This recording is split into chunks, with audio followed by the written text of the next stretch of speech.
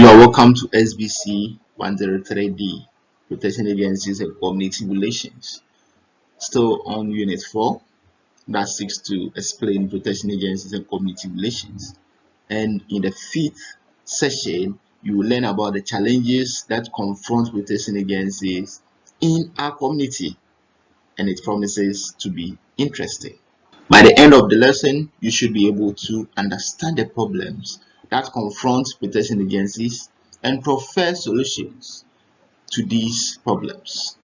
Now, in talking about the challenges confronting the protection agencies in Ghana, we need to talk about the extreme difficulties that hinder the protection agencies to perform their duties to the satisfaction of the public.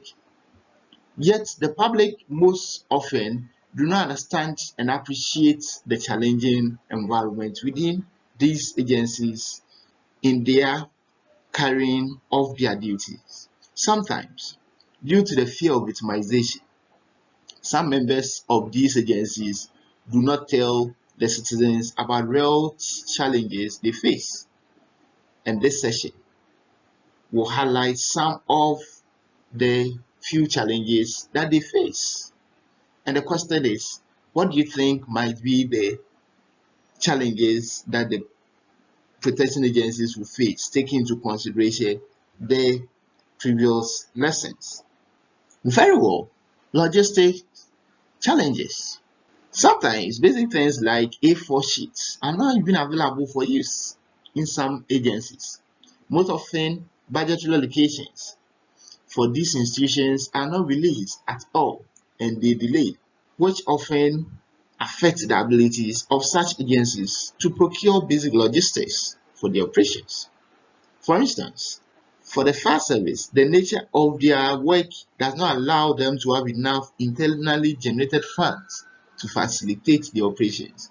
This means they would always have to rely on the states for all these logistics that they acquire to perform their duties. This challenge is such that sometimes protection agencies struggle in order to even get fuel for their operational vehicles. Any question about this? Okay. What other challenges that confront protection agencies? Good. Violence in the line of duty. And this is not uncommon to hear about attacks on the protection agencies. The judges, magistrates, the police, prison officers, fire officers, military, day in, day out, they attack them in their line of duties. The police have been injured or even murdered in their line of duties. Sometimes, officers are assaulted by demonstrators during demonstrations. Military officers also experience such violence.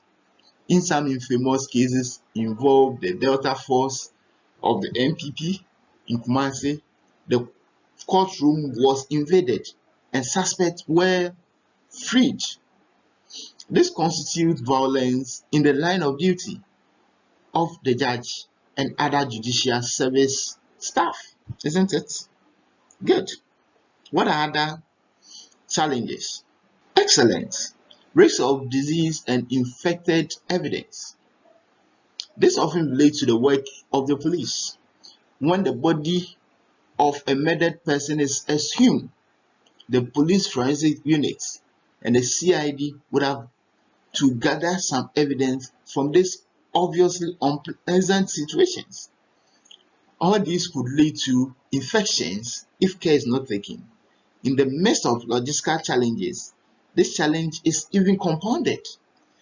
These infectious diseases could sometimes lead to serious consequences if not handled with care. The next thing we'll talk about will be stress and anxiety among officers. Pressure from the work environment, from family, and other sources usually compound to the stress on protection agencies. When such situations are not managed well, they could cause enormous heart diseases and stroke among officers. Moreover, where a superior officer compels you to take action or ignore an issue, in total disregard for the law. The junior officer could have challenges with his or her conscience, which could equally result in stress. And the last thing, which is so obvious in our environment, is political interference. When we hear members of the protection agencies complaining bitterly about interference from the politicians as one of the reasons why they are unable to work as they should, it marvels me, because it appears the protection agencies are subject to the government in power. The government in power often determines the personnel that should be recruited into the various agencies. Sometimes the agencies do not have a hand in selecting actual people who could do the work. Yet these personnel eventually become officers and perform poorly. The public turns around and blame the protection agencies for that. Not too long ago, we heard of Mr. Kennedy Ejapong, honorable member for Asen Central, virtually insulting some top hierarchy for not being able to accept the people he wanted to send to the military.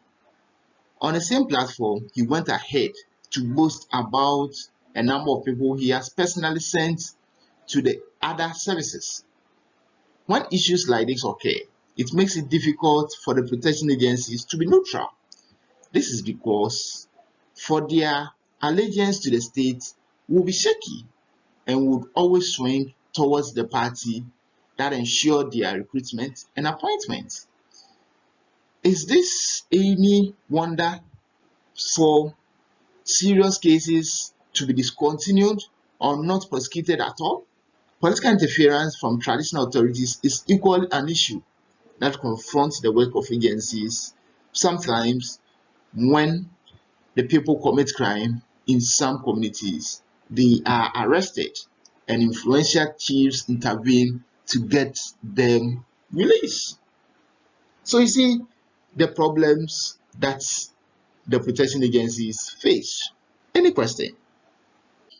And as you have been taking through the challenges that confront the protection agencies, as has been discussed, i.e., logistical constraint, political interference, violence in the line of duties, risk of infected evidence, among others, I hope you might have personally witnessed or heard about some of these challenges.